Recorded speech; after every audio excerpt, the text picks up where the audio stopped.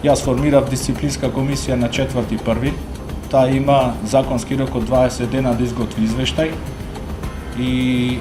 до тој законски рок јас нема да коментирам поднос на работата на таа комисија и наодите кои што ќе дојдат од таа комисија. А само уште еден доказ дека луѓето јас ги делам на честни и нечестни, на работници и неработници, е тоа што за председател на таа комисија го поставив Александар Китески,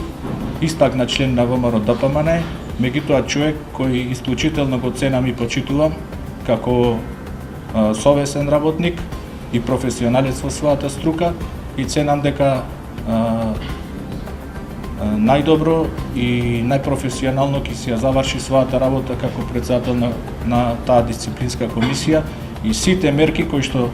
ќе произлезат од заклучокот на таа дисциплинска комисија по однос на тој случај ќе бидат превземени и сите лица доколку се огрешиле ќе бидат изведени пред лицето на правдата.